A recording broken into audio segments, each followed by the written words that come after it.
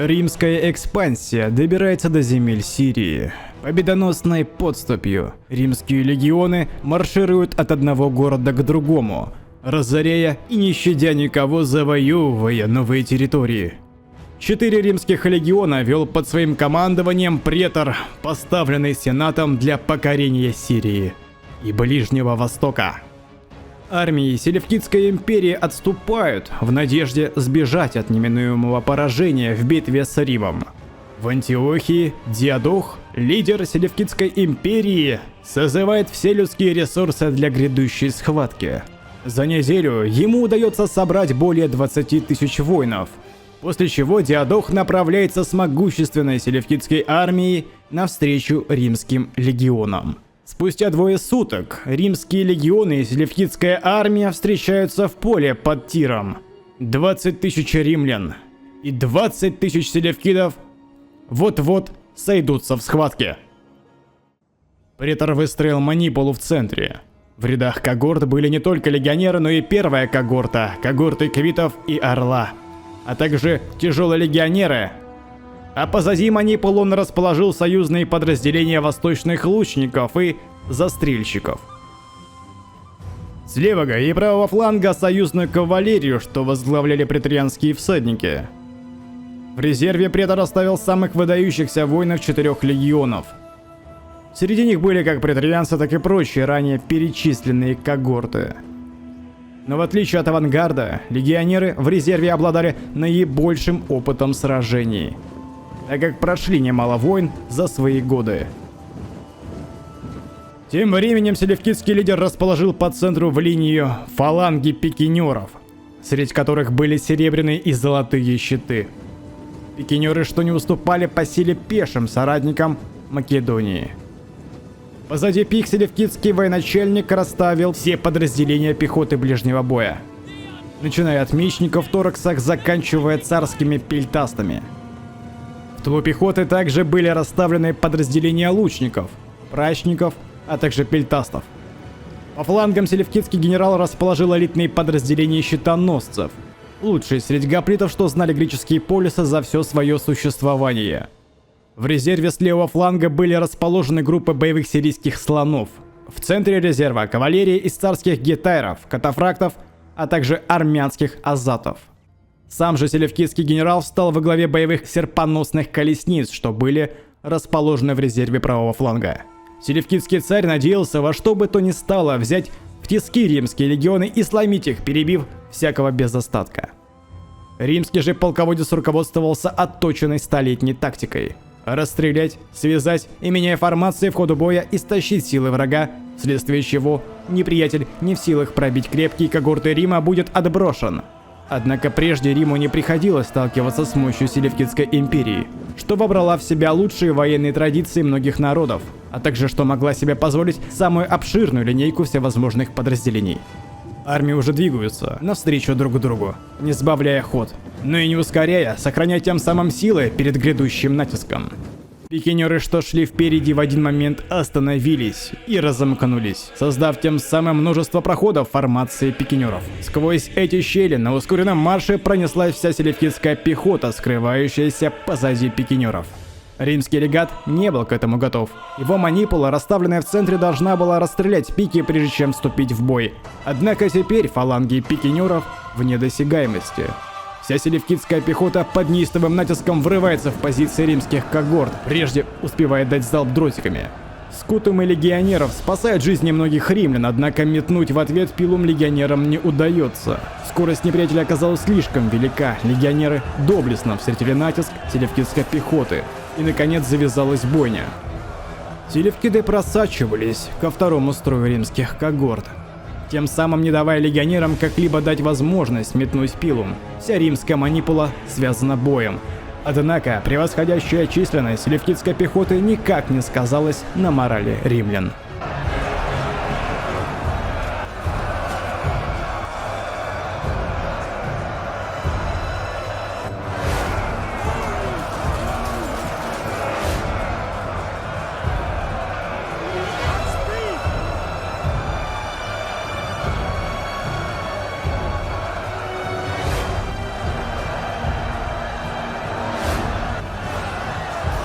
Спустя время селевкидский военачальник вводит в бой также пикинеров, что остались позади пехоты. Легионеры, что утратили возможность бросить пилум, оказались беззащитны против плотных формаций пик. Римские лучники и застрельщики, стоящие позади, не могли без потерь своих же товарищей вести обстрел по подразделениям пикинеров. Потому были вынуждены вести перестрелку со стрелковыми группами неприятеля. Каким-то чудом римским когортам удается остановить стремительные потери в ближнем бою. Пехотные подразделения селевкидов, сами того не ведая, нарушают формации фаланг. А поэтому пикинеры не могли действовать эффективно. Однако все же продолжали вредить римской манипуле.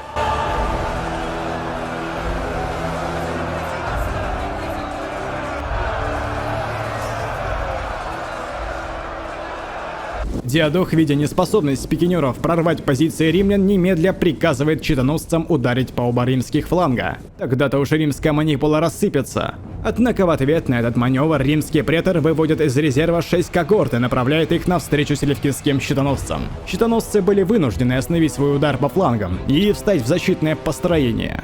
Фаланга гоплитов должна была обезопасить их от римских галладиусов, что так умело в данный момент нарезают селевкидских воинов в авангарде. Легионерам приходится крайне тяжко, сражаясь с отборными гоплитами Диадоха. Их фалангу невозможно как-либо нарушить. Когорты распускают строй, надеясь обогнуть щитоносцев по флангам и завязать бой тыл подразделения отборных гоплитов Диадоха.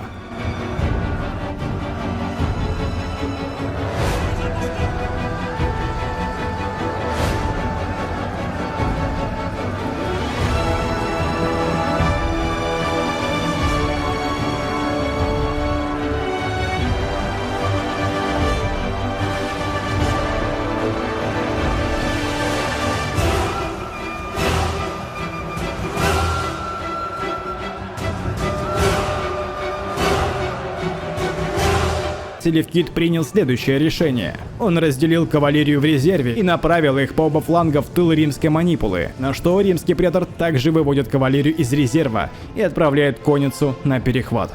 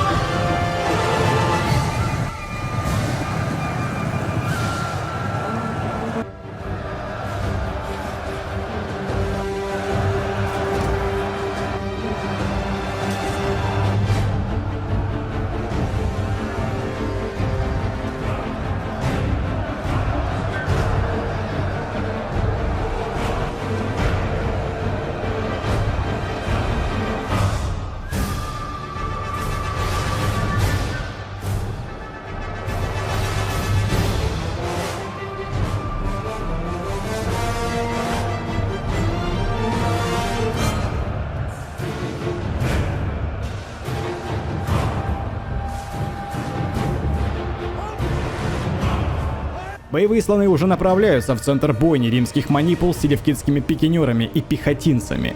Слоны при натиске ломают собственные формации, однако при этом также рушат построение римлян. Эти античные танки проносятся сквозь ряды римлян и затаптывают легионеров. Никогда плотный строй когорт расформировывается. Боезапас стрелковых подразделений римлян также иссякает. Пехоте Рима суждено своими силами расправиться с бронированными слонами, что уже положили несколько сотен римских легионеров, только вступив в бой. Как бы ни пытались легионеры, им никак не удавалось остановить буйный нрав боевых слонов Диадоха.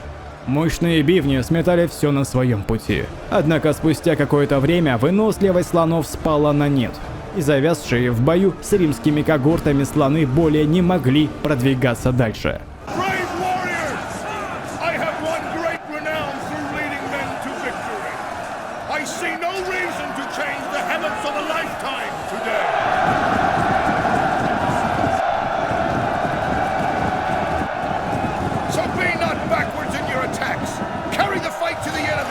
Give him not a moment's rest. Scream your defiance in his face. Stab him, kick him, bite him, cut out his liver, and...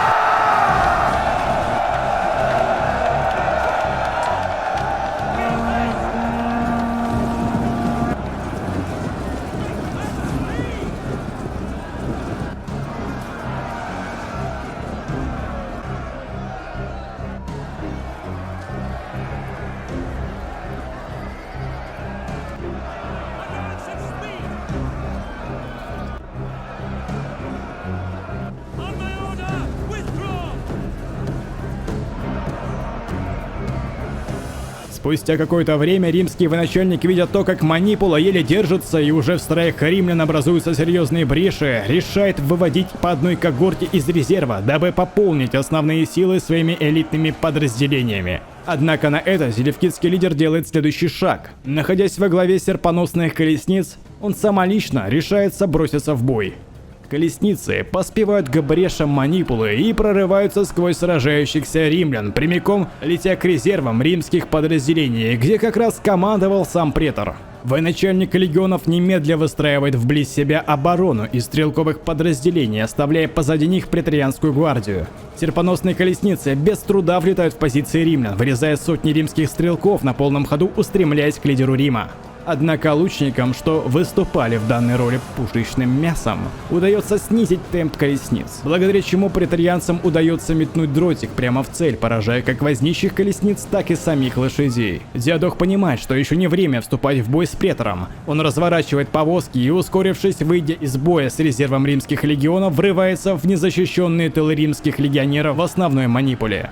Удар был такой силы, что серпы без каких-либо усилий отсекают ноги и прочие конечности римлян, валя всю Манипулу к ногам еще еле сражающихся пехотинцев Диадоха. Пикинеры, видя триумф Диадоха, бросают пики и тоже вступают в ближний бой, тем самым еще сильнее сдавливая по оба фланга разбитых римлян. Тем временем претор приказывает преторианской кавалерии, что сражались на обеих флангах, отступить в резерв. Сбежав, они подвергли союзную кавалерию Рима жесточайшему ближнему бою самой грозной кавалерии Селевкидской империи. Азаты и катафракты с легкостью рубят всадников Рима и вскоре также направляются вслед за преторианской кавалерией.